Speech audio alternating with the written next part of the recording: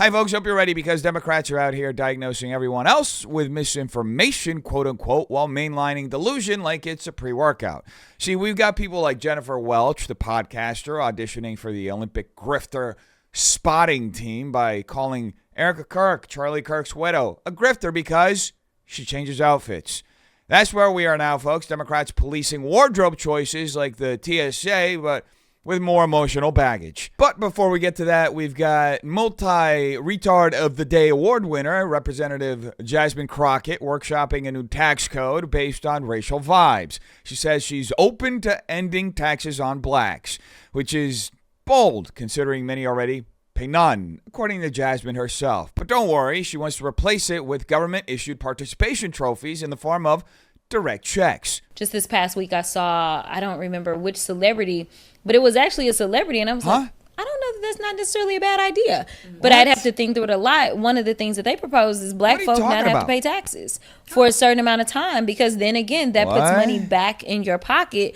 But at the same time, it may not be as objectionable to some people about actually giving out dollars. But obviously, then you start dealing with the different tax brackets and things like that. And that's one of the reasons that, you know, we argue the reparations make sense, because so many black folk, not only do you owe for the labor that was stolen and killed and all the other things, what are right? You talking about, but dude? The fact is, like, we end up being so far behind, right? And so it's like, how do you bring forth people? Exactly. And so it's like, if you do the no tax thing, for people that are already, say, struggling and aren't really paying taxes in the first place, it doesn't really exactly. They may want those checks like they got during COVID. Exactly. Okay, I know I joke around a lot on this show and I say that Jasmine Crockett is retarded, but folks, can somebody help me out here?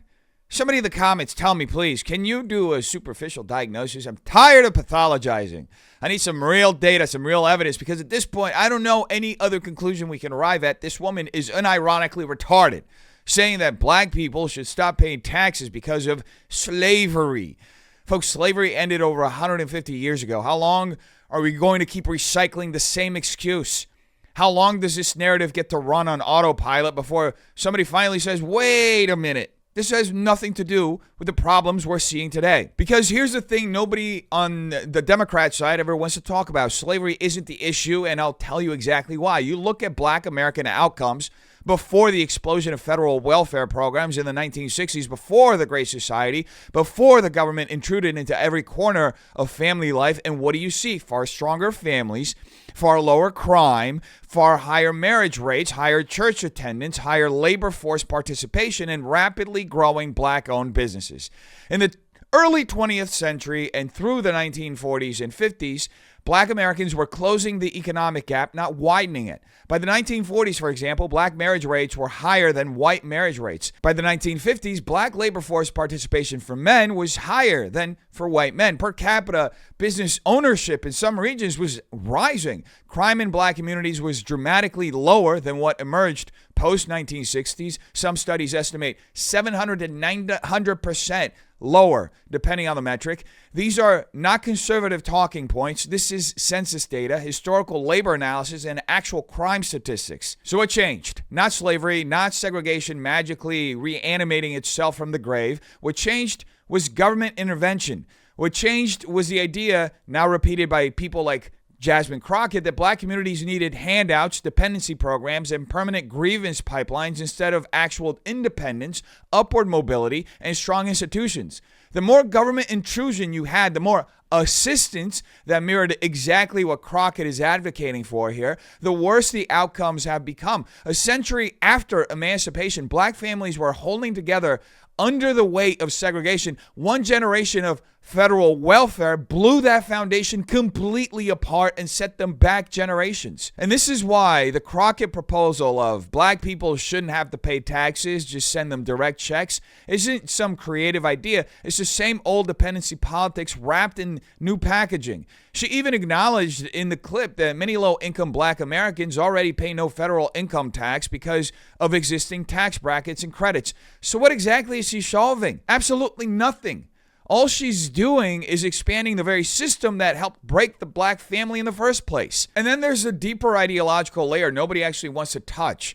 the Democrat Party's mythologizing of the civil rights era. Martin Luther King, who is now treated as a secular saint, openly surrounded himself with Marxist intellectuals. His closest advisors, including Stanley Levison, were tied to communist organizations. The agenda being pushed was not just racial equality, as they claimed. It was a broader economic restructuring that aligned with socialist goals. And what happened right after? A hard pivot into government dependency programs that undermined the economic progress Black Americans had already been making on their own. The Black middle class was expanding before the Great Society. Afterwards, the expansion completely stalled, fractured, and in many areas actually reversed, as I said, for generations. And here is the uncomfortable truth no one on the Democrat side wants to say out loud. Many Black Americans themselves recognize that they were stronger as a community culturally and economically before all of these things were instituted, before the welfare state. They had intact families, thriving churches, dense civic life, entrepreneurial energy, and the belief that prosperity came from building, not begging the state for another program. Crockett's worldview is the exact opposite of that tradition. Instead of empowerment, she sells infantilization. Instead of investment, she sells dependency. Instead of dignity, she sells a centuries-old grievance that she can weaponize forever so she can keep running for office. And by the way, how are reparations supposed to play out when states like California never had slavery? What about Black immigrants who arrived in the 1970s, 80s, 90s, and 2000s? What about multiracial people? What about descendants of free Black families who never actually experienced slavery? Crockett has no answer for any of this because the point is never justice for these folks. The point is political patronage. Reparations rhetoric is not designed to solve a problem. It's designed to maintain the coalition together so she can get votes. And folks, this person is a congresswoman. She sits on committees. She votes on national policy. And now she's running for Senate in Texas. And yes, I am unfortunately not joking. Let me tell you something. Mamdani has not backed down whatsoever from his rhetoric against the president. In the Oval Office, he stood there and he said what he said about him being a fascist. Yet he was able to win those voters. So Democrats that believe the only way that you can win is by being soft and sounding like a Republican, that is not true. What people are looking for are people that are tough and are fighters and are going to fight for them. I say go ahead. Take on the Mamdani veil. Become Zohran Mamdani. Become the socialist. Become the communist that you guys truly are on the inside, Democrats. Please, I am begging you. If you honestly believe that a New York City Democrat socialist screaming about the president being a fascist is the roadmap for Texas, then by all means, run with it. If you think Mamdani represents where the Democrat Party wants to be, then clear the way for Republicans to dominate the midterms next year because America is not, nor will it ever be, by the way, a socialist country. And Texans, least of all, want government central planning. Yes, there's a loud minority online that claims to love socialism and communism, but they're not the business owners. They're not the people grinding 40 to 60 hours a week. They're not the taxpayers who watch the government siphon off huge portions of their paycheck and return nothing but bureaucratic waste. Those people, the majority, don't want the government taking more of what they earn because they know exactly what happens when politicians decide how to spend other people's money. Inefficiency, corruption, and absolutely zero accountability. And unlike Crockett's fantasy government that can solve everything, regular Americans know they're far better stewards of their own resources if they want to give to charity. They can do it directly without funneling it through a political machine. What Crockett is really revealing here is the fantasy world Democrat activists live in. A world where the ideological tastes of Astoria somehow translate to Houston or Dallas, where rhetoric substitutes for results, and where the professional class Democrats mistake Twitter applause for national consensus. In reality, the more Democrats embrace figures like Mamdani, the more they drift into a fringe ideology the country repeatedly rejects, weakening their influence over a public that is already skeptical of government power, deservedly so, wary of socialist experiments, deservedly so, and exhausted by the moral theatrics that define today's Democrat Party, deservedly so. And I'm trying to get back to basics. I'm trying to make sure that those that truly consider themselves to be patriots, those that consider themselves to live in the land of the free and the land of opportunity are engaging in just that. It is literally time, as he used to say, to take our country back. It is time for us to own our flag. It is time for us back to to prove socialism? what patriotism is. And it is a action verb. It is not a noun that you just say. It is about your actions. And right now, we are not seeing patriotism. You know, I feel like I should just put on the kid gloves here because the intellectual gap is getting painful to watch, folks. This woman is out here in the same breath calling for reparations, advocating for taking money from one group of Americans and redistributing it to another, and then insisting she doesn't want people to have to participate in the workforce.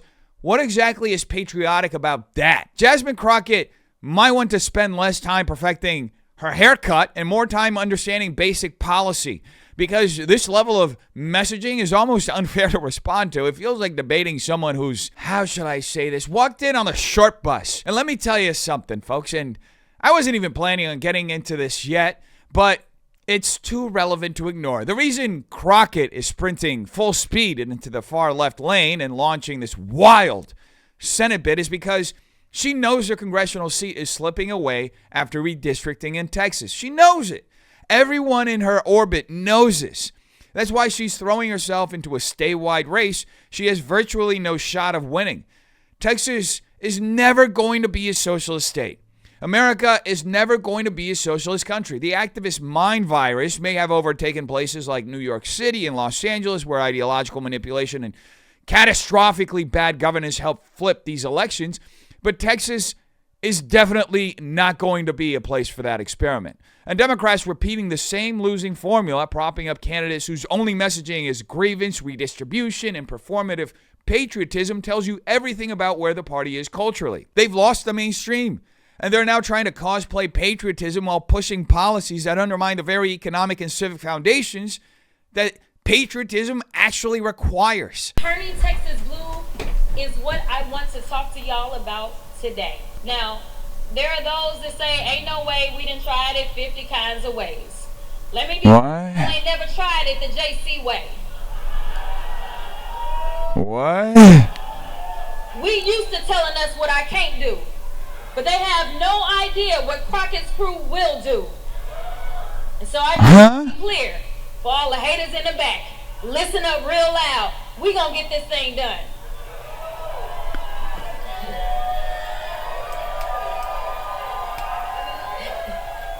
Well, good luck with that. You're going to need it, because Jasmine Crockett launching a Senate campaign by promising to turn Texas blue the JC way is one of those moments where political ambition collides headfirst with demographic, cultural, and historical reality. Democrats have spent 20 years predicting a permanent progressive takeover of Texas, and every time the numbers come in, Texans, that being Latinos, suburban families, small business owners, oil and energy workers, say the same thing. Absolutely not, Chief. This isn't about party labels, folks. It's about the fact that Texas voters and Americans overwhelmingly reject the policy package Crockett and Democrats represent. Higher taxes, bigger government, cultural radicalism, and the same DC theatrics that have made Congress completely dysfunctional.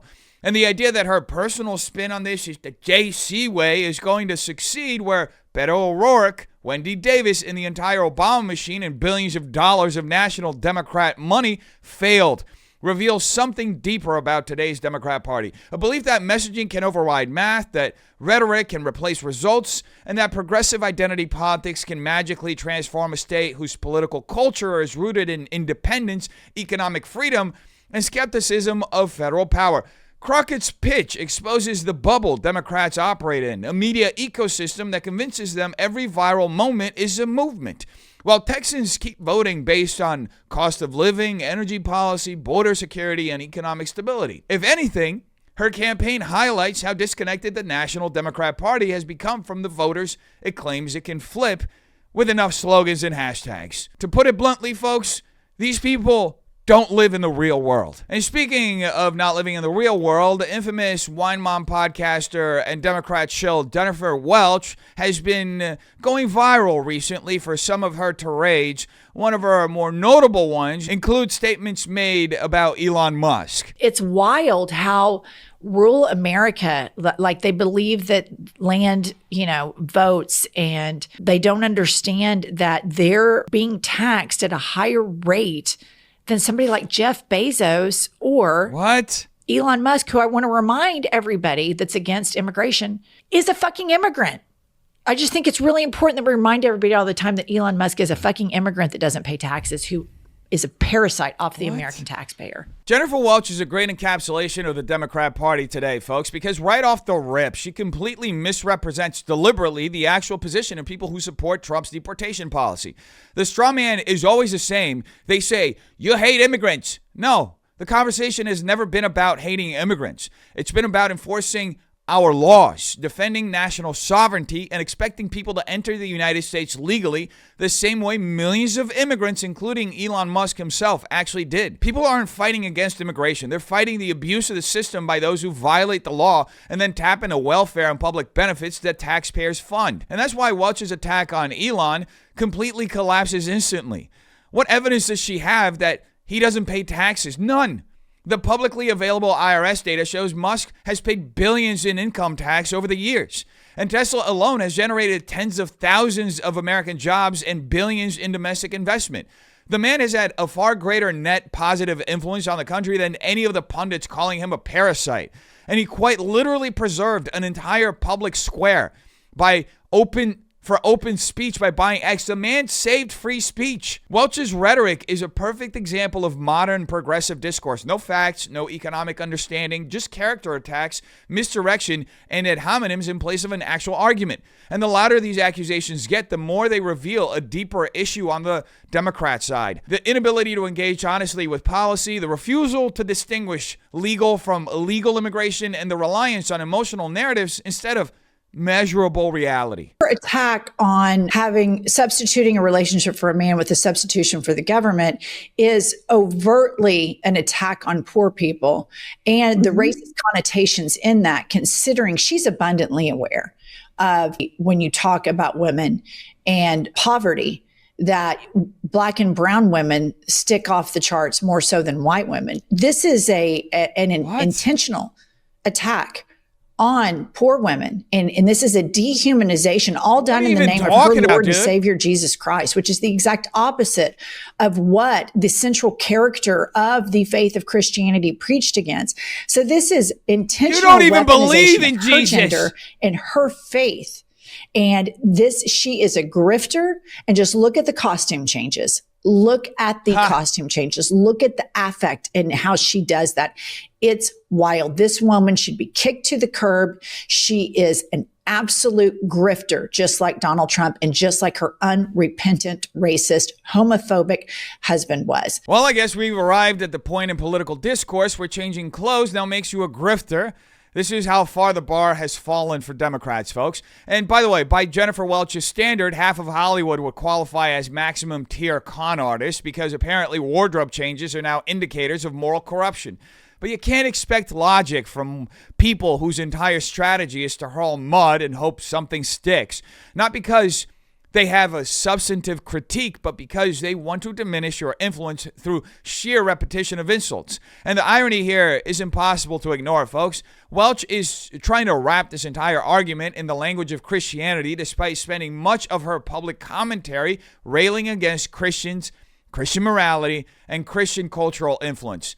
I don't watch her podcast, folks. I value having functioning neurons. But in every clip that I've seen, she's never stood up for Christians or defended Christian philosophy, yet quite the opposite. She attacks it quite viciously. Yet suddenly and predictably, she's an expert on Jesus when it becomes politically useful. That's the pattern on the Democrat side, folks. Attack Christianity relentlessly, pathologize Christian belief as backward or oppressive, and then, when convenient, weaponize that same faith against Christians to score rhetorical points. It's not about protecting women or defending poor communities or safeguarding faith. It's about instrumentalizing every institution, religion, morality, family, identity, to delegitimize opponents. Welch's rant says nothing about Erika Kirk and everything about a political culture on the Democrat side that treats bad faith accusations as a substitute for argument, hoping the audience never notices that there's no evidence, no consistency, and no worldview underneath, just hostility dressed up as moral high ground. So I don't think anybody's really surprised at the conclusion that Democrats have truly lost the plot, folks. I mean, the party is lost. They are vicious, petty, consumed by resentment, and embodying everything they've spent the last decade accusing Republicans of being. And for what? To undermine the very foundations of the country so they can consolidate power in the chaos they create themselves.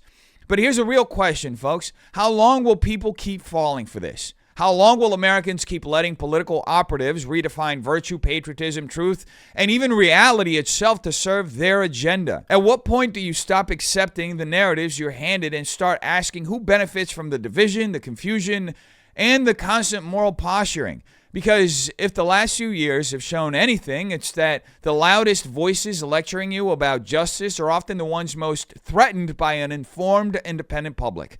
So ask yourselves, folks, are you seeing a movement confident in its ideas or a movement terrified that you may finally see through their BS? You tell me what you think in the comments down below. Hope you have a terrific day. Peace.